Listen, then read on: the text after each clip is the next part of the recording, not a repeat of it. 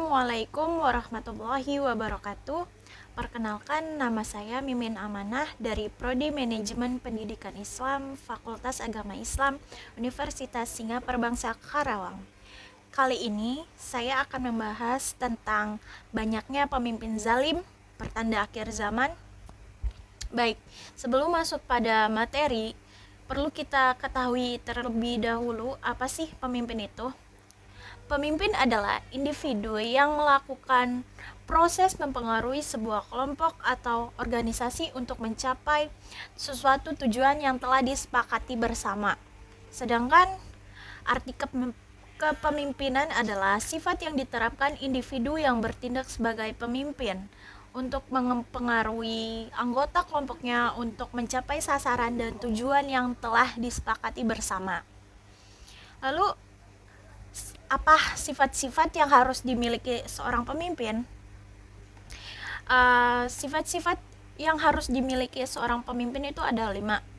Yang pertama, intelijensi, yaitu kemampuan bicara, menafsir, dan bernalar yang lebih kuat daripada para anggota yang dipimpinnya.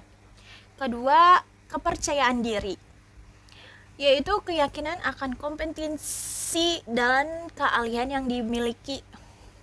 Yang ketiga, ada determinasi, yaitu hasrat untuk menyelesaikan pekerjaan yang meliputi ciri seperti berinisiatif, kegigihan, mempengaruhi, dan cenderung menyetir. Yang keempat, ada integritas, yaitu kualitas kejujuran dan dapat dipercaya oleh para anggota.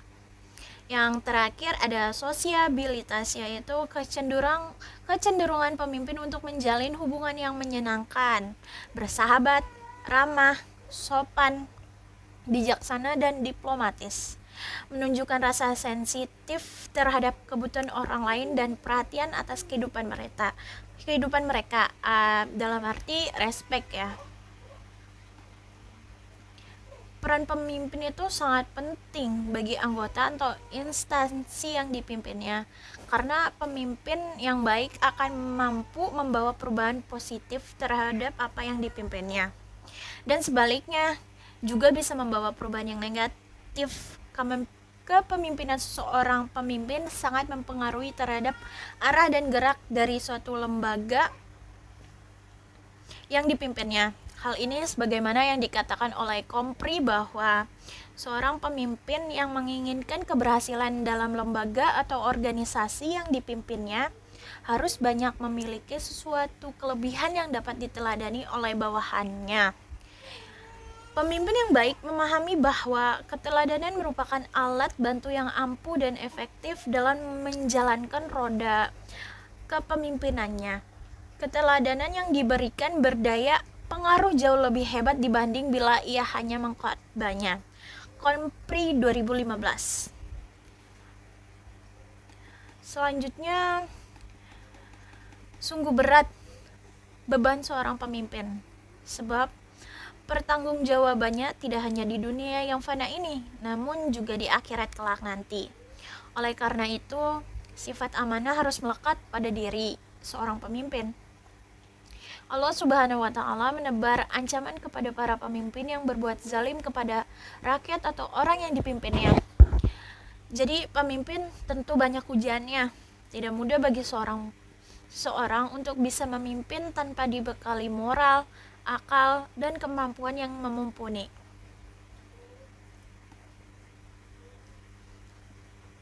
Lalu pemimpin juga tentunya harus bersikap adil, jujur, tidak semena-mena. Pemimpin tidak boleh mencelakai rakyat dan bangsanya, dan juga pemimpin juga tidak boleh zalim.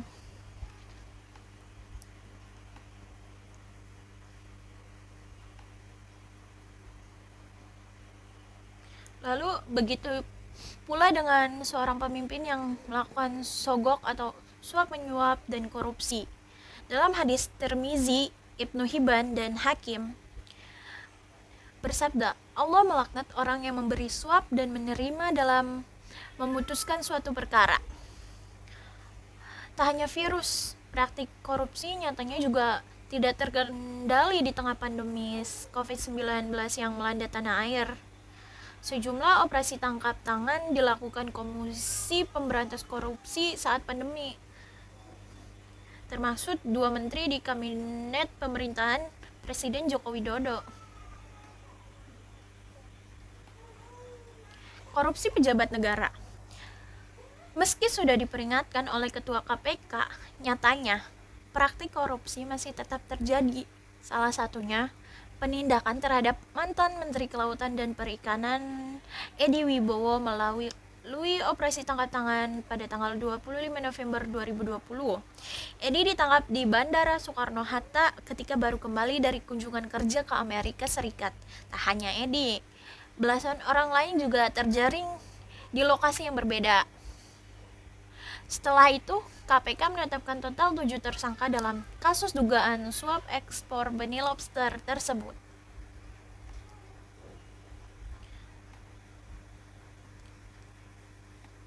Selanjutnya ada Menteri Sosial yang tak lain dan tak bukan yaitu Juliari Batubara. Adapun Juliari menjadi tersangka bersama Matius Joko Santoso dan Adi Wayono selaku pejabat pembuat komitmen di Kementerian Sosial serta Ardian dan Hari Sidabuke selaku pihak swasta. Juliari diduga menerima fee dari rekan pada Kemensos sebesar 10.000 per paket bansos. Total uang yang diterima Juliari sebesar 17 miliar yang kemudian digunakan untuk keperluan pribadinya. Wah, besar banget, banyak banget. Sebenarnya apa sih yang dipikirin sama petinggi negara? Apa yang mereka pikirin tuh pada saat itu? What he thinks? I don't know. Parah. Gubernur Sulawesi Selatan. Tak hanya menteri, KPK pun menangkap Gubernur Sulawesi Selatan, yaitu Bapak Nurdin Abdullah dalam operasi tangkap tangan pada Jumat 26 Februari 2021. Nurdin ditetapkan sebagai tersangka suap pengadaan proyek infrastruktur bersama sekretarisnya Edi Rahmat dan PT Agung Perdana Balumba, yaitu Agung Sucipto.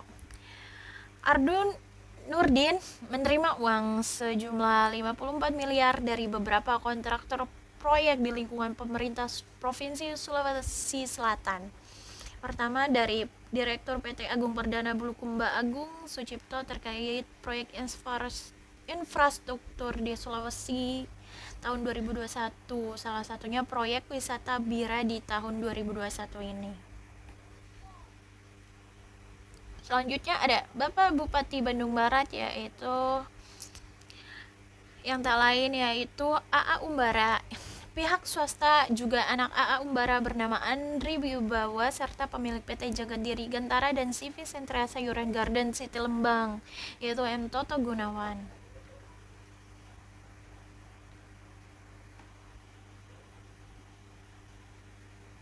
Pada Maret 2020, pemerintah Kabupaten Bandung Barat menganggarkan sejumlah dana untuk penanggulangan pandemi COVID-19 dengan melakukan refocusing anggaran APBD tahun 2020 pada belanja tidak terduga BTT. April 2020, pertemuan khusus antara AA Umbara dengan Toto Gunawan yang membahas pengadaan paket bahan pangan sembako pada Dinas Sosial KBB dengan kesepakatan pemberian komitmen sebesar 6% dari nilai proyek. Sampai kurun waktu April sampai dengan Agustus 2020 di wilayah Kabupaten Bandung Barat dilakukan pembagian bantuan sosial pangan dengan 2 jenis paket yang berskala 10 kali lipat, sebanyak 10 kali lipat pembagian dengan total realisasi anggaran senilai 52,1 miliar. Rasulullah SAW mengatakan setiap orang adalah pemimpin dan mereka akan bertanggung jawab atas kepemimpinannya itu. Dalam hadis lain disebutkan, barang siapa yang diangkat oleh Allah menjadi pemimpin bagi kaum muslim, lalu ia menutup dirinya tanpa memenuhi kebutuhan mereka, menutup perhatian terhadap mereka dan kemiskinan mereka, Allah akan menutup dirinya tanpa memenuhi kebutuhannya, perhatian kepadanya dan kemiskinannya. Diriwayatkan dari Abu Dawud dan Tirmizi dari Abu Maryam, sesungguhnya dosa itu atas orang-orang yang berbuat zalim kepada manusia dan melampaui batas di muka bumi tanpa hak, mereka itu mendapat azab yang pedih. Quran Surat Asy-Syu'ara ayat 42. Lalu barang siapa yang menipu kami, maka ia bukanlah dari golongan kami. Hadis riwayat Muslim. Terima kasih atas perhatiannya. Wassalamualaikum warahmatullahi wabarakatuh.